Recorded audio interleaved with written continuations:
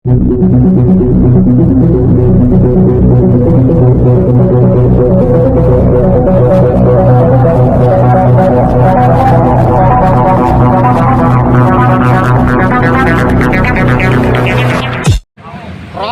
చేపల కథలాగా చేప ఎందుకు ఎండలేదంటే గట్టిగా మడ్డొచ్చింది అన్నట్టుగా కాకినాడ నగరపాలక సంస్థ వ్యవహారం తయారైంది.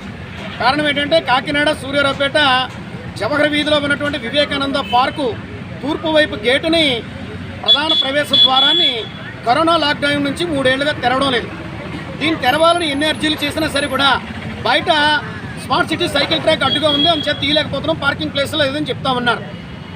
మరి జిల్లా ఎస్పీ కార్యాలయం ఉన్నటువంటి పిఠాపురం రహదారిలో కూడా స్మార్ట్ సిటీ సైకిల్ ట్రాక్ దీంతో పాటుగా ఏర్పాటు చేశారు. అక్కడ ట్రాఫిక్ రోడ్డు విస్తరణ కోసం, అదేవిధంగా ట్రాఫిక్ సౌకర్యాల కోసం, పార్కింగ్ ప్లేస్ కోసం అక్కడ రోడ్డు మీద నట్టు బోల్టుతో బిగించినటువంటి ప్లాస్టిక్ గొట్టాలు తొలగించి సైకిల్ ట్రాక్ని యథావిధిగా ఉంచుతూ నిర్వహణ చేస్తూ ఉన్నారు.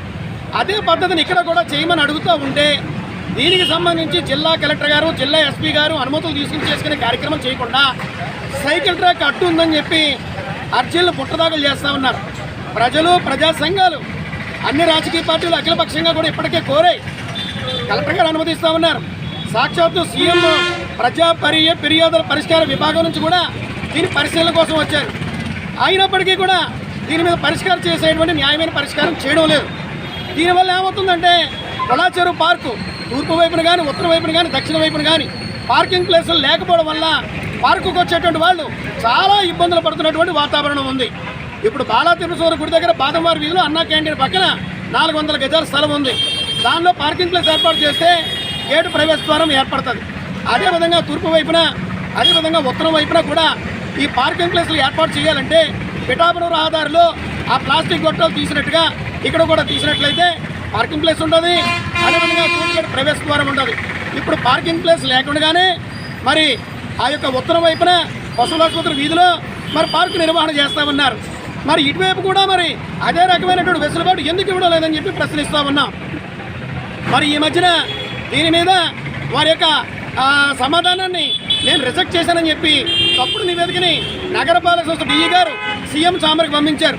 సీఎం ఛాంబర్ వారు నాకు ఫోన్ చేసి మాట్లాడారు. నేను విషయాన్ని చెప్పాను, మీ అభ్యంతరం ఏమైనా ఉంటే చెప్పండి, రాసి ఇవ్వమని చెప్పారు. అదేవిధంగా మరలా ఈ అర్జీని కలెక్టర్ గారికి పంపిస్తున్నాము, పరిష్కారం అయ్యే వరకు కూడా ఇది కొనసాగుతుందని వారు చెప్పారు. అందుచేతనే చిన్న సమస్య అయినా సరే కూడా పెద్దగా నగరపాలక సంస్థ రాద్ధాంతం చేస్తూ ఉంది. ఇది మంచి విషయం కాదు. తాము పట్టిన కుందేలకు 3 కళ్ళు అన్నట్టుగా వ్యవహరిస్తూ ఉన్నారు. ఇది పద్ధతి కాదు.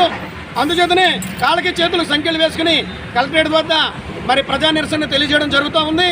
సంక్రాంతి, రిపబ్లిక్ డే సందర్భంగా వివేకానంద పార్కు తూర్పు గేటుని ప్రారంభించేటువంటి చర్యల్ని జిల్లా కలెక్టర్ గారు తీసుకోవాలి. కలెక్టర్ గారి కార్యాలయం, కమిషనర్ కార్యాలయం, సీఎం కార్యాలయం నుంచి దీనికి సంబంధించి వారి స్పందన వచ్చేంత వరకు కూడా ఇక్కడి నుంచి లేచి ఇంటికి వెళ్ళేటువంటి పరిస్థితి లేదు. ఇది నిరాహార దీక్ష కాదు, నిరంతర నిరసన దీక్ష, కాళ్ళు చేతులకు సంఖ్యలతో.